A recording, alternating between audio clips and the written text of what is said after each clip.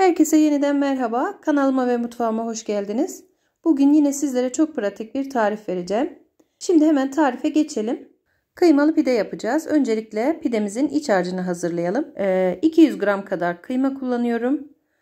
Domates, soğan, yeşil biber ve kırmızı biber kullanacağım içerisine. Şimdi bu sebzeleri doğrayıcıdan çekeceğim ve içerisine ekleyeceğim. Bakın bu şekilde hepsini birlikte çektim ve kıymanın üzerine ekliyorum. Şöyle yarım çay bardağından biraz daha az sıvı yağ ekliyorum. Eğer kıymanız yağlı olursa yağ eklemenize gerek yok. Ve bir tatlı kaşığı kadar tuz ekliyorum. Tüm malzemeler birbirine güzelce karışana kadar karıştırıyorum. İç harcımız sulu olmasın arkadaşlar. Eğer rondodan çektiğiniz sebzeler sulanmışsa suyunu süzdürerek ekleyin.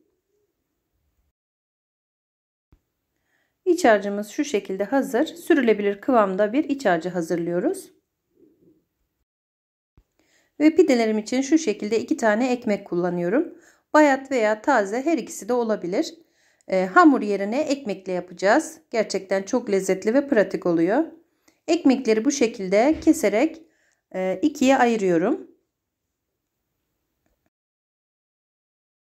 Ne zaman canınız kıymalı pide çekse bu tarifi pratik bir şekilde yapabilirsiniz.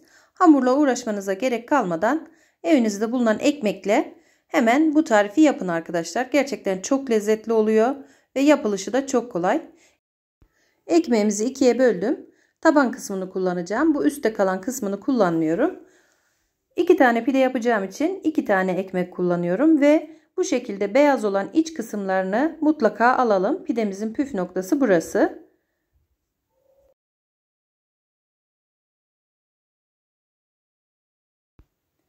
Ekmeklerimizi kestim. İçinin beyaz kısımlarını da aldım. Yağlı kağıt serdiğim tepsinin içerisine alıyorum ekmekleri.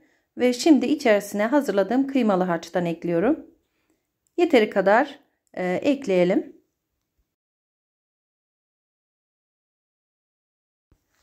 Dışı çıtır çıtır, içi yumuşak, lezzetli bir pide tarifi. Mutlaka sizler de deneyin.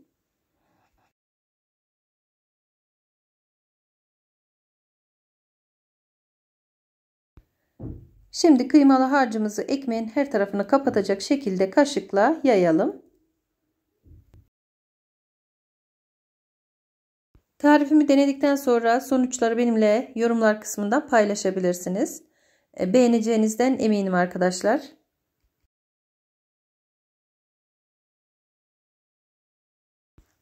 Pidemizin iç harcını ekledikten sonra ekmeklerin kenarlarını bu şekilde ıslatıyorum arkadaşlar su ile. Sadece su kullanıyoruz.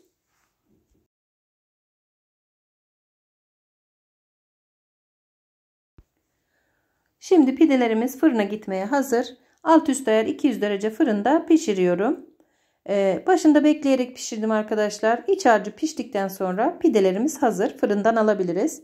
Benimkiler pişti, şu anda çıkardım fırından. Dumanı üzerinde gördüğünüz gibi mis gibi de kokuyor. Hemen şöyle keserek servis ediyorum. Ve pidemiz hazır. Gerçekten çok lezzetli bir şey oldu. Mutlaka sizler de deneyin. Dışı çıtır çıtır, içi yumuşak, harika bir pide oldu. İsterseniz fırından almadan hemen önce üzerine kaşar peynir de serpebilirsiniz. Şöyle bir dilim sizlere yakından gösteriyorum. Gayet güzel bir şekilde pişmiş, gördüğünüz gibi. İnanın lezzeti mükemmel. Mutlaka deneyin diyorum. Ve bir tarifimin daha sonuna geldim arkadaşlar. Videolarımı izledikten sonra beğeni ve yorum bırakmayı unutmayın lütfen. Yeni tariflerde görüşmek üzere. Hoşça kalın. Allah'a emanet olun.